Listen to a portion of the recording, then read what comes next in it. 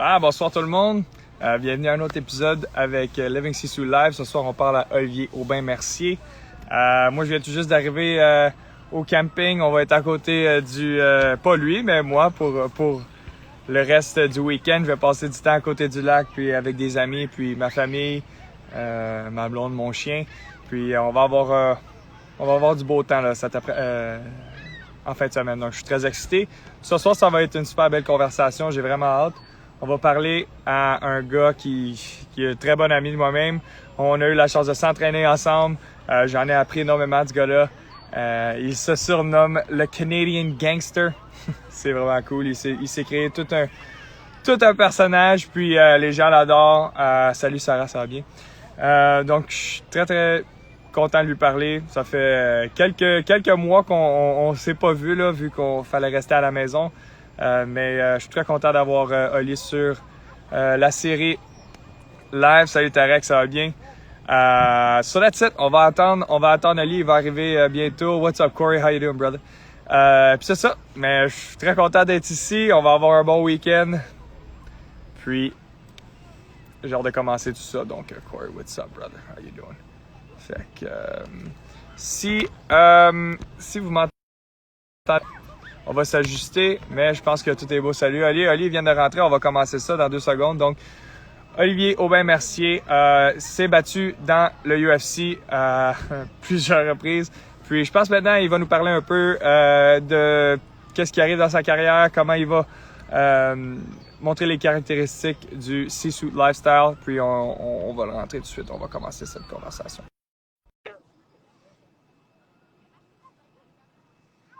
On va l'attendre, il arrive là.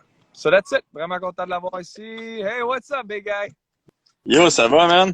Ça va bien? Il y a plus chez vous? Tu sors de la douche? Ouais, non, je sors de la douche. Je me suis dit qu'il fallait que je sois beau. Il fallait que je sois plus beau que Pat Côté parce que je voulais que l'entrevue soit meilleure que Pat Côté. C'est ça mon seul et unique but ce soir, genre. Ah, ben ça, c'est, regarde. Parfait. On va, on va commencer ça, mec. Comment ça va? Ça va bien, man. Ça va bien. Toi, ça va-tu bien? Ouais, top shape. Comme je disais avant t'embarques, ça va être le camping en fin de semaine. On va recharger les batteries là. Ça se peut que je parte bientôt pour la saison. Fait que j'ai la chance de recharger. Ça va faire du bien, là. Passer du temps un peu. OK. Parfait. Toi, moi, je suis les... Comment? Moi, je suis chez mes parents, là, mais le chalet de mes parents, en fait. Ouais. Check, il y a même mon père, là. Hey! Hello! Salut, ça va? One more guest for the show, man. That's great. Ouais, c'est ça. Tu lui demanderas comment il m'a élevé. C'est à la dure. Mais mais non, je suis au chalet pour encore quelques jours, puis un petit peu comme toi, là, recharger les batteries. Puis mais moi, moi, ça va pas recommencer tout de suite, là. Toi, t'as l'air à dire que tu t'en vas biento, C'est que ça va possible. recommencer. On a entendu des rumeurs que ça recommencerait dans pas trop longtemps, mais Okay. on y va jour le jour, puis les nouvelles, ils changent à chaque 2-3 jours. Fait qu'on, je reste prêt, puis quand ils me disent d'y aller, on y va. Mais là, vous autres, avec la nouvelle organisation, ils n'ont pas encore de nouvelles quand ça va recommencer, j'imagine. Ouais, non, puis FL, ils n'ont pas donné de nouvelles. Puis tu sais, eux autres, je pense que c'est pas dans leur plan d'acheter une île, là. Fait que présentement, avec tout ce qui se passe, surtout aux États-Unis, là, je pense qu'ils vont prendre ça cool Raoul jusqu'à la fin de l'année. Ouais. Je pense dans le meilleur des mondes, peut-être qu'il y aura un événement à la fin de l'année, que j'en doute beaucoup, là. Mais sinon, tu sais, comment ça fonctionne le PFL, c'est que c'est des saisons, là. Que la saison 2020 est terminée, est annulée. La saison 2021 va commencer en juin 2021. Puis au fond, comment ça fonctionne, c'est que c'est un tournoi. C'est comme au hockey, en fait. C'est un tournoi, il y a des qualifications pour faire le gros tournoi à $1 million. C'est comme une saison régulière, puis après ça, tu te qualifies pour le tournoi, puis... Ouais, c'est ça. Fait qu'en fait, il aime pas ça que j'utilise le mot tournoi. Fait que je suis supposé dire saison régulière, puis je suis supposé dire les séries. Les playoffs. Yes, c'est une chose qu'ils comprennent pas le français. On va en parler un peu de la nouvelle organisation PFL, mais avant qu'on rentre là-dedans, j'aimerais ça savoir. Ben là, on en a parlé un peu, mais Sisu, là, tu sais, c'est un gros concept, c'est finlandais. Avais-tu déjà entendu ça avant ou pas tout? Ben non, je pensais que c'était un chien. Mais C'était pas toi qui me disais ça te faisait penser à sushi ou quelque chose, là. C'était pas toi qui me ouais, disais ça. écoute, Anyway, je m'en mais c'est souviens ça. pas, mais ça ressemble à moi ça. Mais non, mais Sisu, c'est un gros concept OK. qui se relie beaucoup au sport. Puis pour nous, c'est super important de, de donner ce message-là aux gens parce que le courage, la détermination, la ténacité, le guts, le grit, ça, c'est toutes des qualités que dans nos vies, on va tous en avoir besoin à un moment donné. Mais c'est encore plus vrai pour le sport. Puis là, je parle à un gars un combattant professionnel. Crime, c'est encore plus vrai pour toi. Fait que c'est pour ça que je vais en parler un peu. Puis t'es un parfait personne à qui parler de ça parce que toi, t'en as eu des challenges, puis je veux parler un peu de ça. Parle-moi un peu de comment tu es rentré dans MMA, puis des choses que tu as appris un peu de tes débuts dans ce sport-là. Ben, écoute, comment... Oh, t'es parti? OK. Ouais, I'm back. I dropped you off. Moi, j'ai commencé le judo quand j'avais genre 13 ans. Peut-être qu'il manquait quelque chose dans ma vie, puis tu sais, à l'adolescence, là, tu commences à faire des mauvais coups, puis fait que je me suis dit, je vais commencer quelque chose. J'ai toujours aimé ça me chamailler, j'ai toujours aimé ça me battre. Fait que je me suis dit, j'allais faire du judo. J'avais vu Nicolas Gill faire sa médaille d'argent aux Olympiques. Fait que je me suis dit, crème, je vais commencer le judo. Fait que j'ai commencé le judo. J'ai commencé le judo vraiment sérieusement, en fait. Comme vraiment sérieusement en peu de temps. Puis comme 2 ans après avoir commencé, ou 1 an et demi après, je suis allé en sport-études en judo. Donc, je suis allé à Mont-Royal, à Boucherville, en sport-études. À partir de secondaire 3 jusqu'à secondaire 5. Après, j'ai continué le sport-études au cégep, là. Mais c'est ça. Fait que j'ai eu une petite carrière en judo. J'ai eu mes rêves olympiques, qui a pas... que j'ai comme abandonné à un moment donné, là. Mais c'est ça. Fait que tu sais, je pense que j'ai été champion canadien 2 fois. Junior, j'ai été une couple de fois médaillé senior. Puis là, à un moment donné, il y a comme eu des changements dans les règles du judo. Puis je tripais moins les changements, là. Tu sais, il y avait comme plus de règles. J'avais l'impression que je pouvais pas vraiment m'exprimer dans le judo. Puis en même temps, il y a Georges Saint-Pierre qui a gagné sa ceinture. Fait que tu peux dire que tu sais, Nicolas Gill, il a fait sa médaille, j'ai commencé le judo, Georges Saint-Pierre, il Mais a Georges gagné sa... Saint-Pierre, il a commencé autre chose, puis toi, t'as fait OK, moi, je vais embarquer là-dedans.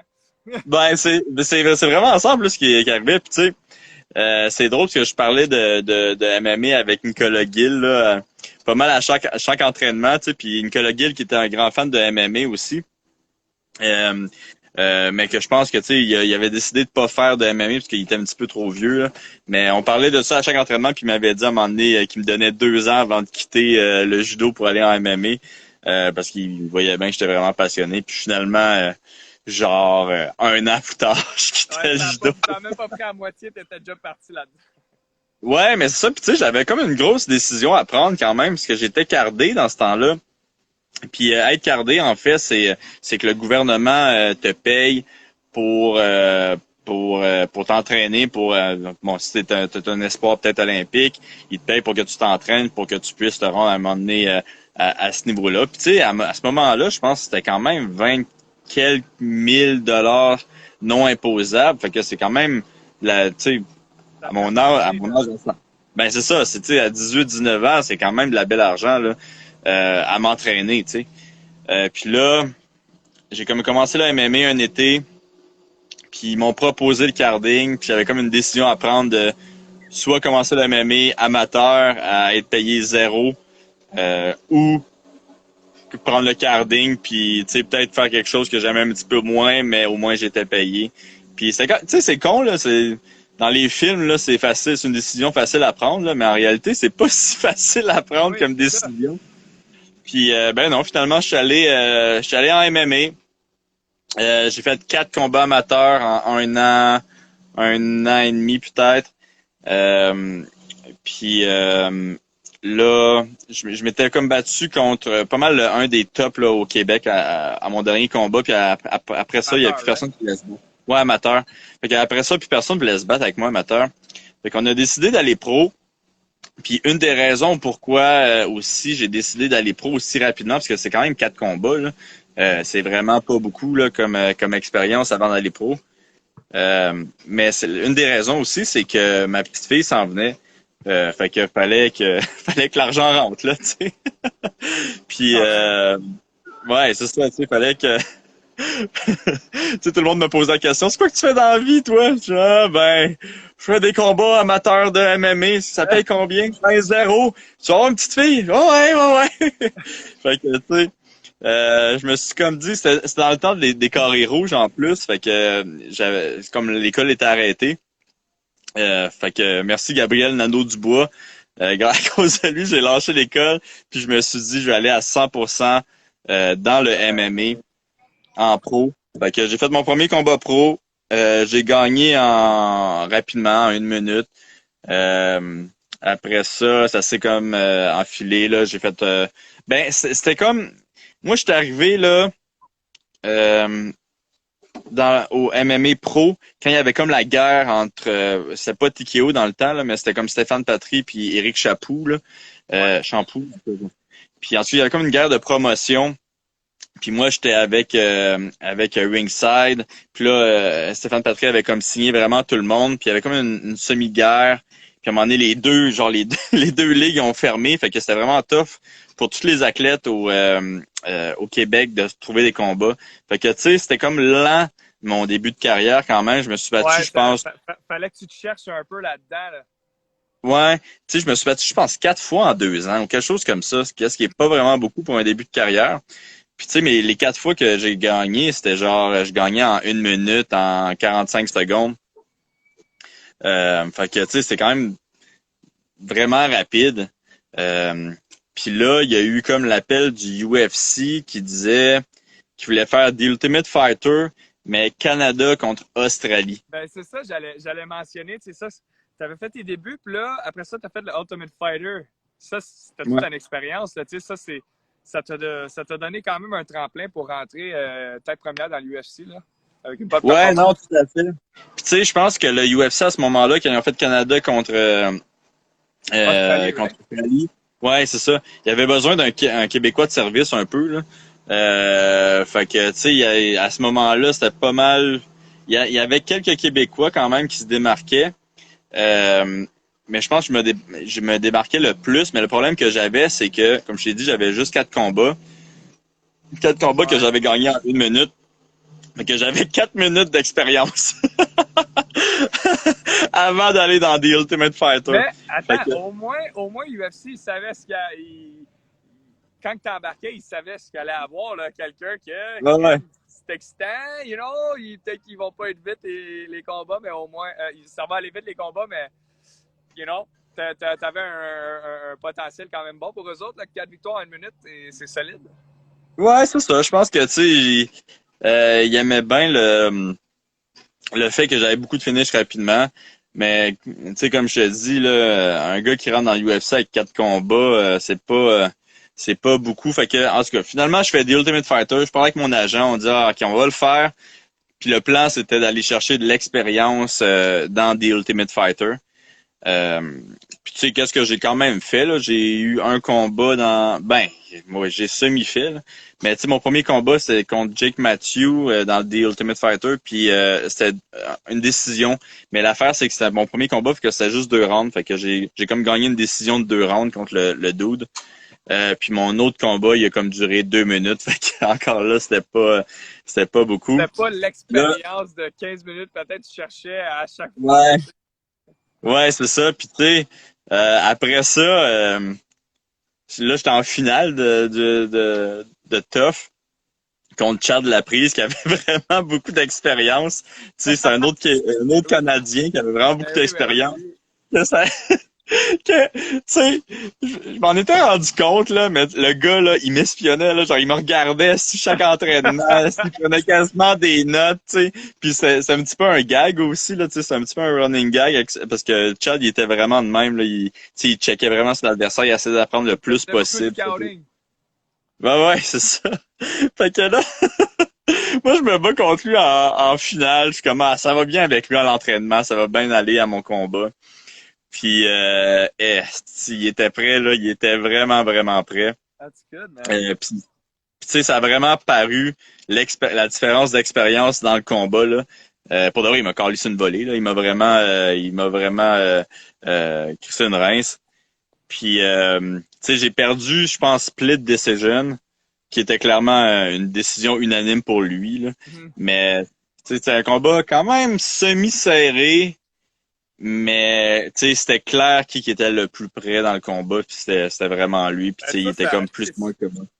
c'est sûr, c'est tough. Là. Tu t'es rendu en finale du Ultimate Fighter, mais c'était une bonne leçon là, quand même. Tu as vu la préparation qu'il y avait, l'expérience. Évidemment, il y avait plus d'expérience, mais tu as vu la préparation. Peut-être ça t'a peut-être propulsé à avoir un meilleur début de carrière dans l'UFC.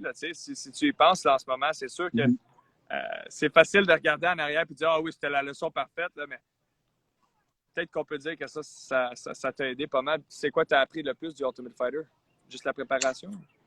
Ben écoute, dans The Ultimate Fighter, moi j'ai détesté ça. Là. Je trouvais ça complètement ringard. Là. Tu sais, les entraînements, en réalité, c'était pour la caméra, qu'est-ce que je trouvais complètement stupide. Ouais, c'est ça. Ils veulent faire de la télé puis tout. Ben c'est ça, ils veulent faire de la télé en réalité. Puis tu sais, moi j'avais pas de côté là, comme coach. Pas un mauvais coach. Non, qui est pas un mauvais coach. Mais tu sais, The Ultimate Fighter, c'est 1 mois et demi. Ouais. Fait que moi, j'arrive là, puis il y a des nouveaux coachs que j'ai, tu sais, il y avait Fabio Hollanda, Pat Côté, il y avait Crouache, qui sont des excellents coachs, là. Mais tu sais, j'ai 1 mois et demi pour me rendre en finale, fait que, tu sais, ça se peut que je me batte, dès que j'arrive dans la maison, ça se peut que je me batte dans une semaine, là. Ouais. Mais je trouvais, tu sais, c'est tough parce que les coachs, ils veulent comme montrer qu'ils sont capables d'être coachs, fait qu'ils veulent montrer des nouvelles techniques. Mais en tant que, en tant qu'athlète, c'est comme tough d'apprendre des nouvelles techniques de quasiment, tu En sais, 1 heure, là, tu peux pas faire ça. ouais, c'est ça, quasiment changer sa game en une semaine. Fait que, tu sais, je pense qu'il y a eu même eu des frictions un petit peu entre les Laisse-moi coachs une et les seconde. athlètes. Ouais, vas-y. J'ai le soleil dans la face. Je vais juste faire une petite transition, là, quick, là. Yes. Perfect. Hey, perfect. Là, ça, c'est mieux de même, là. Non, Nice. perfect. Mais Hey, c'est là, ça. Fait que, j'avais le soleil dans les yeux, puis je veux t'écouter, puis... ouais, Bon, non, je te perfect. voyais, t'étais comme ça, là. Ben ouais, ah, ben c'est bon, là, c'est bon. Ça, tu peux pas faire ça, ajuster ta game en 1 heure avec un nouveau coach, penser Ouais, que tout à coup, ça va bien aller. Là. Tu peux pas passer ça, là. ben c'est ça, tu sais. Puis je pense qu'il y a eu des petites frictions aussi dans l'émission là. En tout cas, si le monde l'ont écouté là, tu sais, entre Fabio, Pat puis Kajan Johnson, que Kajan, peut-être qu'il a sûrement manqué vraiment de tact là, en fait là. Mais je pense qu'il a genre dit je veux pas pratiquer ça pour de vrai, je veux pratiquer mes affaires. Puis that's it. Puis je pense qu'il avait comme mal pris ça un petit peu le coaching staff. Euh, Puis ça avait fait quand même une belle émission, par exemple, à un moment donné. Parce que Ça a justement, fait du Chad, TV drama, mais pour les ouais, ça a athlètes, fait du c'était un peu TV moins drama, fun. parce que Chad. Ouais, c'est ça, mais Chad se battait contre Kajan, puis personne voulait coacher Kajan. Qu'est-ce que moi ça m'avait mis en tabarouette à ce moment-là, là. Mais tu sais, ça avait fait la belle TV, tabarouette aussi, puis C'est bon. ouais, c'est ça. Bon, Chris, là, malheureusement, Chad il avait mis KO Kajan, puis il avait comme cassé le visage, là, mais genre littéralement, là, genre une fissure dans le crâne. Puis tu sais, moi, ça m'avait vraiment touché, ça, là. Ça m'avait vraiment fait de la peine, là. Mais en tout cas, Kajan, il est revenu à 100%, puis il a fait une belle petite carrière après ça dans le UFC. Là. Fait que ça, c'est... Absolutely. Go ahead. On va relocaliser encore. Il y a un chien qui veut venir. Oh, that's Ah, all right. nice. That's all C'est right. ton chien. Ben oui, c'est occupé, là. Tout le monde. On- Les gens savent une vie très active ici. Fait que le chien, il voulait aller dans l'eau. Donc, On va lui laisser faire ça. Ouais. Ouais, ben là, pour faire un peu une transition dans ça, là, tu arrives dans l'UFC, tu en as appris pas mal dans l'Ultimate Fighter et tout ça. Un peu de TV drama avec tout ça, là. Quand même drôle. Yes. Mais après J'en faisais pas partie, fait que c'est correct. ouais, c'est ça. Mais après ça, t'as eu une série où t'as gagné 4 ou 5 combats d'affilée. Je pense que j'en ai gagné 3 d'affilée. Après ça, j'ai perdu contre Diego Ferreira, qui est présentement un top 15 dans l'UFC, Ouais. qui vient juste de battre Pettis, puis je pense que c'est son dernière victoire, là, mais puis après Diego Ferreira, encore un bon combat quand même. J'ai gagné 4 combats. Ouais, c'est ça. Puis là, par la suite, là, je viens juste de perdre mes 3 combats. Fait que tu sais, j'ai toujours eu une défaite, puis après je me reprenais. Fait que c'est la première fois que j'avais 2 défaites de suite. Puis là, je viens d'avoir une troisième.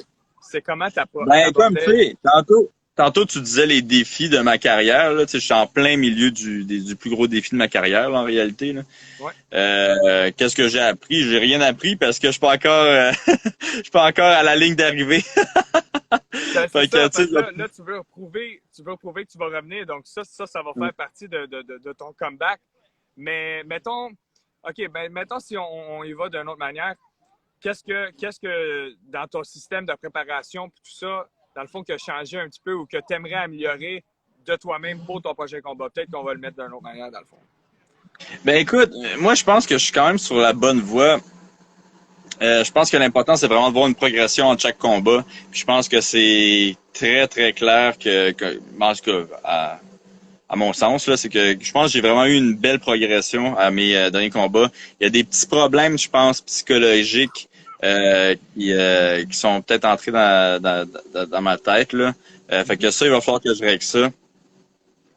Mais tu sais, sinon, moi, je pense qu'à mon dernier combat, j'ai jamais été aussi bon. J'ai fait des petites erreurs tactiques, des petites erreurs. Peut-être j'ai eu un petit problème psychologique aussi là durant le combat. Mais tu sais, je pense que je me suis quand même très bien battu là. Fait que tu sais, ça va être. Je pense que c'est ça le gros défi là, c'est de revenir puis d'oublier tout ça puis de revenir justement à 100% pour mon prochain combat. Ben, Puis, ça, comme tu disais, si ton but c'est de progresser à chaque combat, ben à un moment donné, tu vas te rendre à un niveau avec l'expérience, tu vas te rendre à un niveau, tu vas être satisfait, puis tu vas continuer à builder parce que si à chaque combat tu t'améliores, ben là à un moment donné, tu vas voir, tu vas regarder 4-5 combats en arrière, tu vas dire on en a fait de la progression pas mal, fait que je pense que c'est un bon mindset. Progression à chaque combat, c'est solide. Là. Mais là, parle-moi un peu de la nouvelle organisation. Tu as changé, tu n'étais plus avec les UFC, avec PFL, c'est Professional Fighter League? ouais, c'est ça. Puis au fond, PFL, c'est comme je disais tantôt, là, c'est une ligue, c'est comme c'est des séries, pas un tournoi, des séries. Ouais, c'est ça. Fait qu'il y a comme une saison. On va comparer au hockey, une ligue. Ouais. Je pense ouais, mais je pense que c'est ça, exactement ça qu'ils veulent. En fait, ils veulent. Tu sais, je pense qu'il y a des promotions qui se font compétition présentement dans le MMA. Puis les plus grosses promotions présentement, c'est bon, UFC, c'est sûr. Il y a ONE FC, il y a Bellator, puis il y a PFL. Donc, il y a 4 vraiment grosses promotions. Il y a Bellator qui essaie de compétitionner avec le UFC en signant un petit peu des gros noms. Ils essaient de faire un petit peu comme le UFC, mais veut pas, ils ont pas l'argent du UFC, puis ils ont pas les gros noms du UFC. Fait que les ressources sont pas là. Ouais, c'est ça. Fait qu'à mon sens, je trouve ça moins. Ils ont comme une formule complètement différente. C'est tout à fait. Puis je pense que ça va vraiment prendre beaucoup de parts de marché parce que c'est eux autres, je pense, leur but ultime, là. En tout cas, selon moi, là, leur but ultime, c'est faire comme des Olympiques un peu. Fait qu'à chaque année, ça serait s'il y a un dos dans la ouais. Mais c'est ça, à chaque année, je pense qu'ils voudraient faire un tournoi. Tu sais, qu'il y a un Brésilien, un Américain, un Canadien, ça serait vraiment des pays pour savoir qui est le meilleur à la fin. Là. Fait que je pense que c'est un concept super intéressant. Comme je t'ai dit, c'est vraiment différent parce que c'est 6 mois que ça se passe. Fait que la saison régulière, Je pense que c'est en juin, juillet. Je suis pas sûr des dates, là. Ben, Mais en plus, avec ce qui se passe, tu peux pas être sûr ouais, de comment ça va se passer, là. mais en gros, dans la saison régulière, tu vas faire 2 combats. Puis à chaque combat, tu peux faire des points. Donc, tu vas faire de plus de points si tu gagnes au premier round. Tu vas faire plus de points, moins de points si tu gagnes au deuxième, moins de points si tu gagnes au troisième, Ouais. moins de points si tu gagnes en décision. Fait que, puis ils vont prendre les 16 combattants, je pense, avec le plus de points. Puis c'est ça, ils vont faire le tournoi. Fait que tu sais, tu veux essayer de faire des points pour faire le tournoi. Puis le tournoi, qu'est-ce qui est vraiment très nice, là, c'est que la première journée du tournoi, tu fais 2 combats. Fait que tu fais ton premier combat de 2 rounds. Bah, ouais, c'est débile, là. Fait que tu fais ton premier combat de 2 rounds. Si tu gagnes ce combat-là, tu fais ton deuxième combat la même journée de 3 rounds. Puis si tu gagnes ces 2 combats-là, tu t'en vas en finale au jour de l'an. Normalement, c'est à New York, là. Fait que c'est comme le gros événement, là. Puis là, si tu gagnes ce combat-là encore, t'es millionnaire, reste. Ben, c'est ça le but, là, tabarouette. Je te le souhaite beaucoup parce que tu en as eu des challenges. Puis là, comme tu m'as dit, tu passes à travers ce challenge-là. Puis ton but, c'est de devenir meilleur à chaque combat, à chaque jour. Fait je m'excuse des gens, là, je pensais pas que ça allait être aussi passant. Mais Ah, c'est ton but, correct. c'est de t'améliorer à tous les jours. Puis avec ce mindset-là, tu vas arriver au tournoi. Puis je pense qu'après une saison régulière, moi, ça m'arrive toujours comme ça. Après la saison, j'arrive dans les playoffs puis je me sens bien parce que le travail a été fait pendant la saison. Donc, je me sens bien dans les playoffs puis je pense que ça va être la même histoire pour toi, là. Je te le souhaite vraiment. T'es quand même une super belle histoire de résilience là, après tout ce que tu as vécu. Là, c'est cool. Écoute, on le sait pas. Il va falloir que je gagne le million pour que ça soit une belle facile. histoire. Hein? Je dis, il va falloir que je gagne le million pour que ça soit une belle histoire de Ah, résilience. ça va être une belle histoire, je suis convaincu. Regarde, t'as fait face à des blessures et tout, fait que le Sisu Lifestyle, toi, tu le vis. T'as de la résilience, t'as le gut, t'as le grit. J'en doute pas que le million, il va arriver puis on va faire tout un barbecue avec ça, je pense. Mais en parlant de barbecue, on va t'inviter à la maison bientôt. Puis merci beaucoup d'être venu sur notre show de Living Sisu, man. Tu as les valeurs que nous, on veut donner aux gens. Puis, that's it. C'est vraiment ça qui est important pour nous, c'est qu'on veut que les gens ils comprennent que le sport, c'est pour tout le monde. Puis, les athlètes, ils nous donnent des concepts puis leurs leçons pour qu'on apprenne de ça. Puis qu'après ça, on vit toute une vie active ensemble. Donc, c'est ça notre but. Puis, regarde, man, merci beaucoup d'être venu sur la série live. Puis, that's it. Demain, je donne mon téléphone à un de mes amis, Shane Griffin de Vitamin Patch Club. Il va faire le Instagram takeover de Living Sisu. Ça va être quand même intéressant. Il va me runner avec un petit workout là, puis tout. Fait que ça va être bon. Merci Ali. On va se voir super bientôt avant que je parte. Puis, je souhaite un bon week-end à tout le monde. Il va faire beau, il va faire chaud. Donc, stay active, live the Sisu lifestyle. Puis, on va se parler bientôt, man. Yes, man. Hey, merci d'avoir m'avoir invité. Puis je vais t'inviter aussi à mon podcast pour que tu parles de Living Sisu. Là, j'ai bien des questions pour toi. Good. Fantastic. All right. Perfect. I'll see you, brother. Ciao, man. Ciao.